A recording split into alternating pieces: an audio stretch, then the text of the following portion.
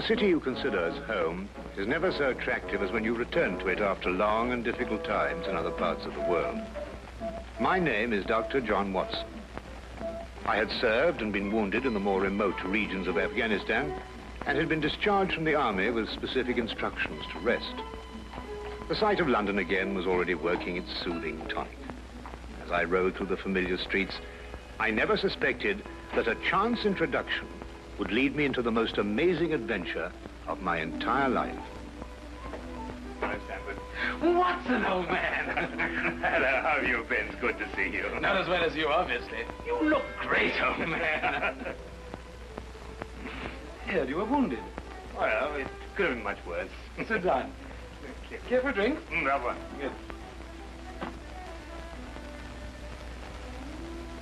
Well, what are your plans now? Got nothing really at the moment. I'm looking for lodgings. Trying to solve the old problem of comfortable quarters at a reasonable price. That's odd. There's the second man today that's used that expression. Really? Who's the other? Well, you wouldn't know him. He's doing some work in the chemical laboratory at the hospital. Might be interesting. Yes, well, I wouldn't mind sharing a flat with somebody if he was all right. Well, Anything wrong? Oh, no. He's rather strange. Well, what's wrong with him? Oh, nothing wrong with Holmes. That's his name, Sherlock Holmes. Well, when I saw him this morning, he was doing some research with a corpse. Oh, what was he doing? He was beating it with a stick. I beg your pardon? Did you ring, sir? 2 shillings, please. Very good, sir. What did you say this Sherlock Holmes fellow was doing? He was beating a corpse with a stick. Oh? What in heaven's name do you want to do that for? He wanted to find out if it was possible to inflict a bruise on a body after death. Why? You know? Did you ask him? That's another strange thing about this Holmes. Somehow, one never thinks to question him. No.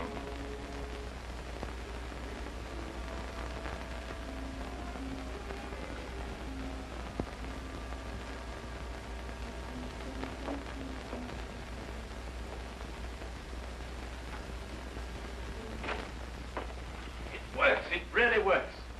You realize you've just entered the greatest chapter in the history of forensic medicine. You're Dr. Watson. Yes, I am. What works? A foolproof test for hemoglobin. You realize what this means, of course. No, I don't. You must be Sherlock Holmes. It will create a revolution in criminal investigation. Yes, I'm Holmes. How did you know I was Watson? Because you've just come back from Afghanistan. How do you do? How you do?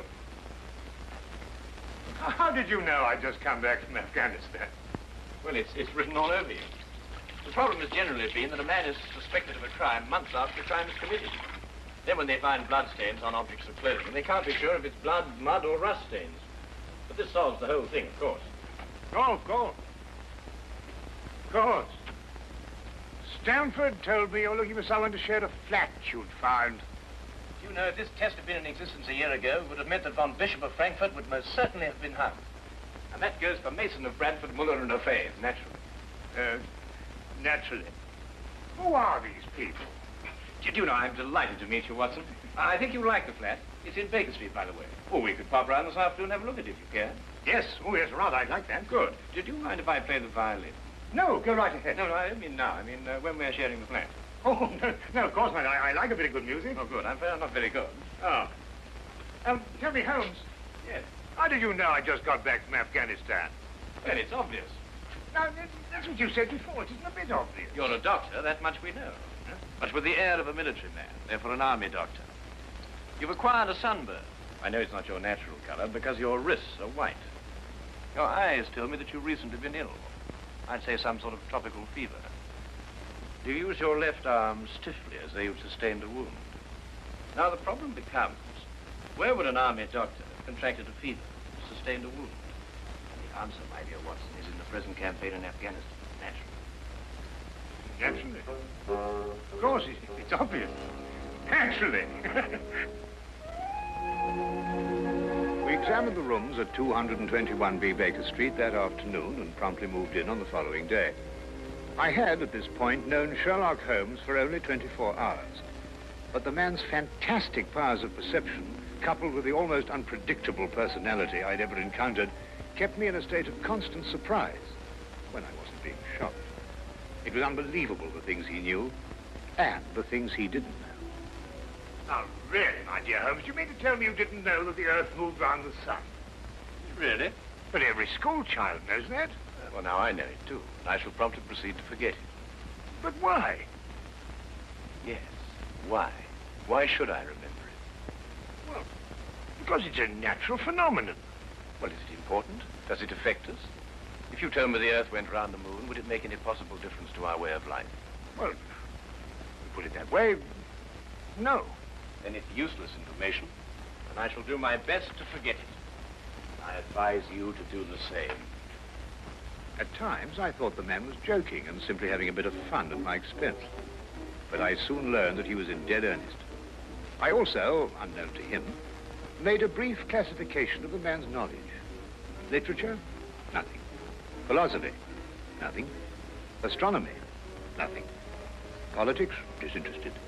Botany? He knew everything there was to know about poisons and absolutely nothing about practical gardening. Chemistry? Profound. Sensational literature? Without question, Sherlock Holmes knew the details of every horror perpetrated in the last 100 years.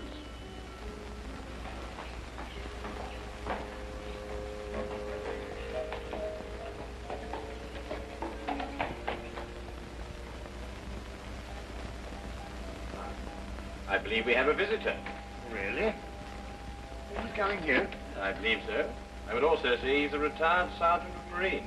Oh, you know the man? I've never clapped eyes on him before in my life. Well, in that case, that's one of the wildest statements I ever heard. How can you possibly guess he's a retired sergeant of Marines? You've never seen him. A guess, my dear Watson. A calculated deduction.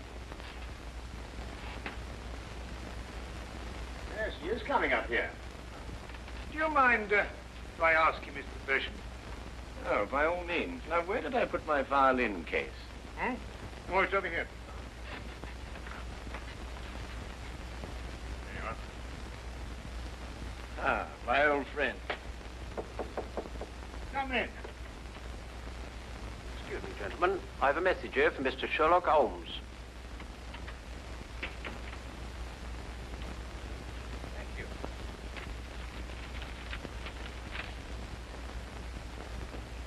Excuse me. Sir? Do you mind telling me your occupation? Not at all, sir. I'm a civil servant employed by the police department. Thank you. I just wondered. Not at all, sir. How long have you been with the police department? Just a year, sir. Before that, I was a sergeant in the Marines. Good day, gentlemen. How did you know? An interesting letter, Watson. A very interesting letter. Perhaps you'd like to come with me. Where? To catch a murderer, of course. Of course.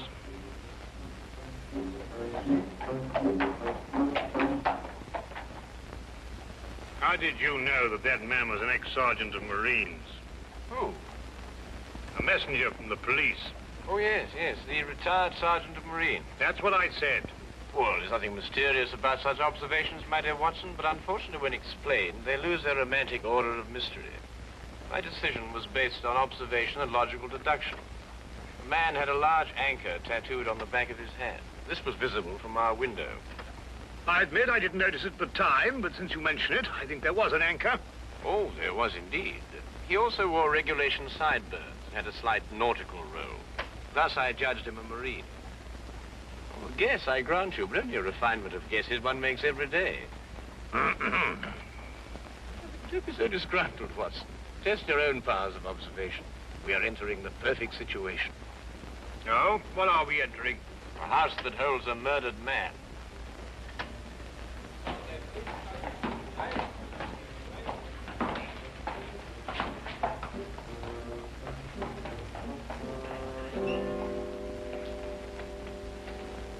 Is Inspector Lestrade inside? Yes, sir. May I have your name, please? Yes, Sherlock Holmes. This is Dr. Watson. Oh, that's quite all right, sir. Inspector Lestrade gave instructions to admit you. Oh, good. Oh, by the way, has the body been removed? No, sir, but the medical examiner's just gone. Oh, thank you. Let's hope they haven't moved things about too much. The police forces of the world seem to have an organized science of messing things about. Oh, I wouldn't say that, Holmes. Now then, move along there, everybody. Move along. There's nothing to see today. I don't know. I swear I don't know. I tried to help him. Don't you believe me? I had to do what I could. It was instinctive. It was instinctive for a woman like you to commit murder. That's not true. You know it's not true. I know you hate me, but you can't believe I'd do a thing like this. Yes, I can, and I do. Please. She's a murderess. You know it as well as I. She murdered your brother. It's a lie. Yes, it's a lie. Your entire story's a lie. The relationship you had with my son was a lie. My son's been murdered. This girl's a murderess. Why she did it, what her motive was, I don't know. They were engaged without my blessing. I can only be grateful that she gains nothing by her crime. Your duty now is to convict her. Just a moment, please.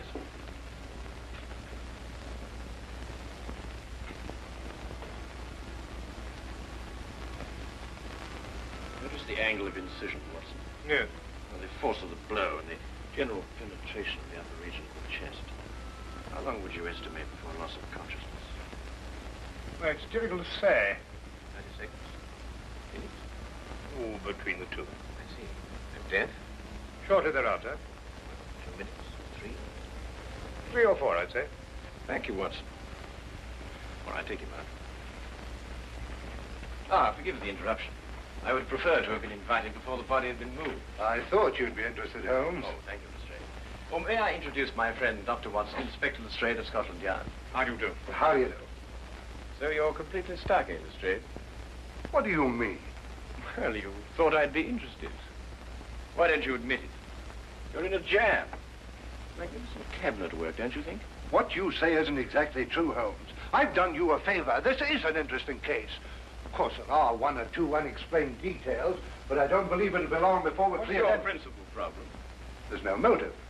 I found this girl with a knife in her hand. My brother lying dead on the floor. I found Peter on the floor. I tried to help him By stabbing him? by removing the knife. Anybody would have done the same thing. I love him. Oh, my dear young lady, there's no cause for you to alarm yourself. No one's accusing you of, well, of what happened. This would be a clear-cut case if only she had a reason for murdering him. There happened to be a policeman outside the house during the murder, and he said that no one came in except her. Well, what about the others? Who benefits by her death? Well, no one. The estate was left in such a way that if he died before he married, everything went to charity. My dear Inspector Lestrade, he didn't die before he married. This young lady and the man whose body was carried out of here had been married for at least a week. In the event of his death, I imagine everything passes to her.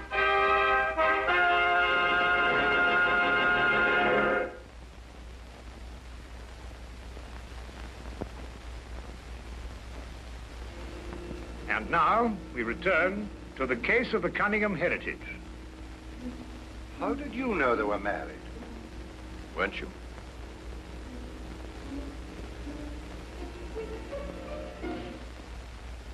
Yes, a week ago. Then you do benefit by my brother's death. You're his heir. I don't know if I am or not. I only know I didn't kill him. I swear I didn't. Where were you married? We went down to Brighton last weekend. Well, why didn't Peter say anything about it? I don't know. He asked me not to say anything, so of course I didn't. I'm afraid, young lady, I'll have to ask you to accompany me to headquarters. Sam.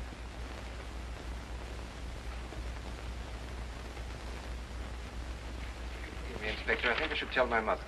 Oh, yes, of course. Tell me, Holmes, how did you know they were married? Well, the man's hands had the remains of a sunburn and the fading marks of a narrow ring, but not as yet that indentation of the finger a ring generally leaves. A weekend in the sun at Brighton explains the whole thing perfectly. I didn't notice these things. Yes, I know. The young lady's hands were also sunburned, and to the same degree. Then the case is solved. Yes, it would appear so, wouldn't it?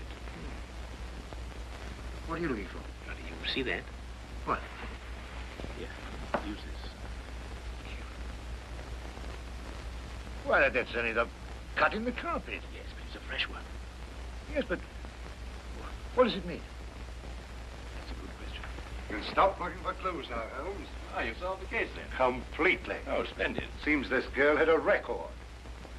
9 months in the woman's prison in Holloway, from the 21st of February, 1892, to the 21st of November, 1892. She was employed as a governess and convicted for stealing £300 from her employer. It's quite true. I knew you'd find out sometime. I made a mistake 5 years ago, but I paid for it. But Peter knew all about it before we were married. I never tried to hide it from him. You didn't know what else you had in mind. I had nothing else in mind except that I loved him. I'm afraid I must ask you to go with the office on this. Rather, madam.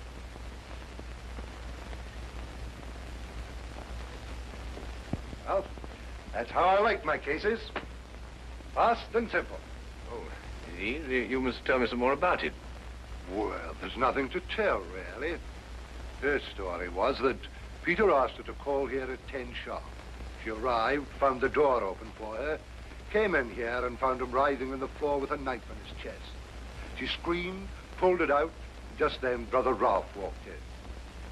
Peter died without saying another word. So she stabbed him for the inheritance and was caught in the act. Simple. Well, falling off a log. Couldn't be simpler, could it, Watson? Well, I still think it's a tragedy. Yes, but in my job, Dr. Watson, we run up against it all the time. Cigar? No, thank you. Well, I suppose you've had some amazing adventures. Yes, but one learns to have a real philosophy of life and get a good perspective. Yes, I suppose so. But just the same, I think it's a pity. Just another case of a clever girl being too clever. For the clever girl who intended to murder her husband, he certainly chose the most stupid possible way to commit the crime. What was that? Well, what's this? Checkbook. Oh, amazing deduction, Lestrade. Look. So Peter Cunningham drew a check for £1,000. 6 weeks ago, and 5 weeks ago, and 4, and 3, and 2, and that's all. Well? They're drawn to cash. Well, I don't get your point. He was a very rich man. Well, it's a great deal of cash. It was his own money. I suppose he could do what he liked with it. You may have hit the proverbial nail, Lestrade. Now, look here, Holmes. You're trying to start something that just doesn't exist. Do you think so? I have a great deal of respect for your opinion, Holmes. But your trouble is that you can't leave things alone. If there isn't a mystery, you have to make one, or you're not happy. You're right, I'm not happy. There are marks on the carpet indicating a struggle. The man whose body was carried out of here was over 6 feet in height. If he had struggled with the girl who had left here, I don't think he'd have lost. She surprised him. Oh, but he was expecting her. That's her story. I'd say she sneaked up on him. What, had stabbed him in the chest? How do you sneak up on someone and stab him in the chest, Lestrade? Now, look here, Holmes. You're trying to start something, and I just won't stand for it. That girl's a jailbird, and she's guilty, and she's going to hang. And that's the end of the case. I see Inspector Lestrade is up to his usual mental gymnastics, trying to hammer square pegs into round holes. Well, Lord, it's been a great pleasure meeting you, Inspector. I warn you to keep away from that man, Holmes, or you'll be insane in less than a week.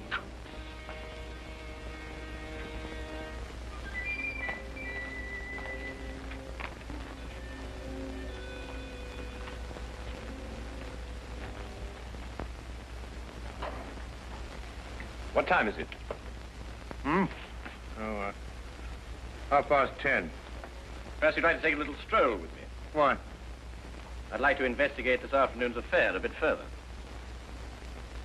Oh, yes. I'd like that. I thought you'd forgotten about it. Not at all. I've been thinking about it all evening. Shall we go? Then we must exchange our thoughts en route. Where are we going? To the Cunningham house. I didn't know you'd made an appointment there. I didn't. Oh, well, who do you expect to see? No one, I hope. Well, I'm terribly sorry, Holmes, but I'm afraid I don't understand what you mean when you say you want to go to the Cunningham house and you just... You can't do that. What? Well, you can't break into the house. Why not? It's against the law, that's why not. Why, if we're caught... That's it. What is? If we're caught. But that makes no difference. It makes no difference at all. The thing is, if we're caught, it's against the law.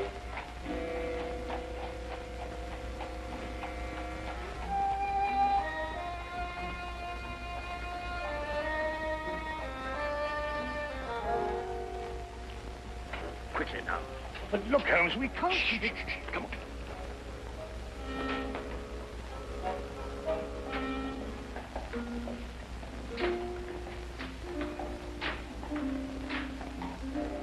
Good evening, Inspector. Good evening, Sergeant. Everything all right? Yes, sir. I just thought Sherlock Holmes might have dropped by. Where'd you get the key? The key's a burglar's too. A burglar's too? Street clear? Yeah.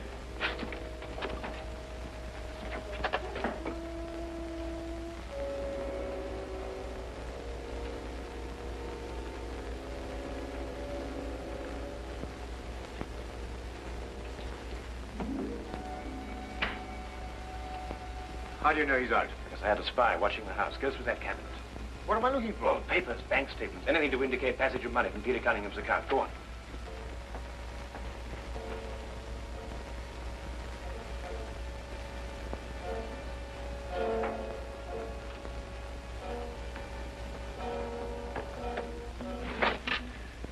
It's absolutely ridiculous. Looking for something and you don't know what in order to catch somebody and you don't know who.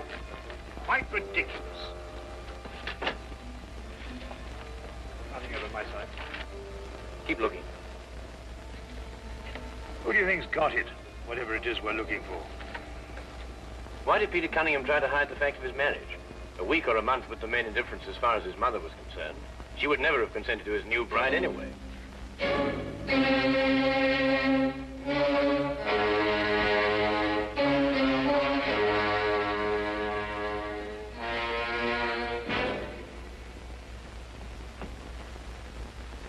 He married her to prove to me that my blackmail wouldn't stop him. And then he withheld the fact in order to give me 1 week to clear out of the country before he exposed me. The money he paid you went to buying up your promissory notes. I was being pressed, Mr. Holmes. My brother's engagement to a jailbird gave me a perfect opportunity to extract a little money from him. In fact, if he hadn't been such a bullhead, it would have gone on for quite some time. A jailbird, as you put it, makes the perfect murder suspect. Perfect, Mr. Holmes. And you and Dr. Watson make perfect burglary suspects. When I report your death to the police, they can't possibly blame me for defending the sanctity of my home.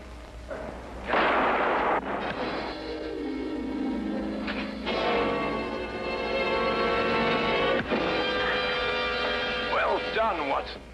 Oh, I could have done a bit better, only it was my bad shoulder. Quite all right, Watson. Think no more about it. So that's our murderer. Yes, the only possible one, of course. Only a man could have struck that blow. Peter died, as you say, within 3 or 4 minutes. And there was a bobby outside the whole time. Yes. Crystal clear. No, it's completely obvious. Well, what do we do now? What's going on here? Who fired that shot? We will sit with the good inspector, and with the aid of our evidence, a bit of logic, and a few simple diagrams, we will endeavor to convince him that night follows day and that 1 and 1 inevitably makes 2. How did you two get in here anyway? Now, Inspector, calm yourself, calm yourself. Come, sit down. Now, there's a good fellow. Sit right here. Now, you see, we have a great deal to talk about.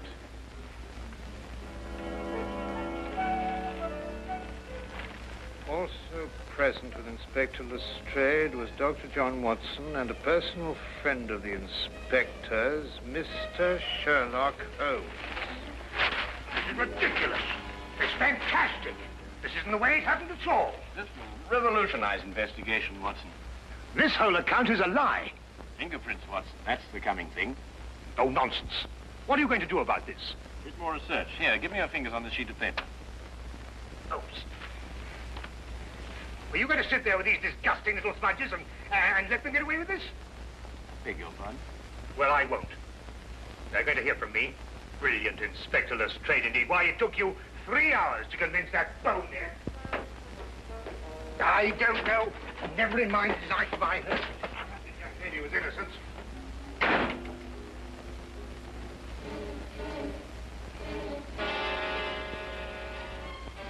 Huh. I wonder if he got more than a shoulder wound in Afghanistan. Oh, well.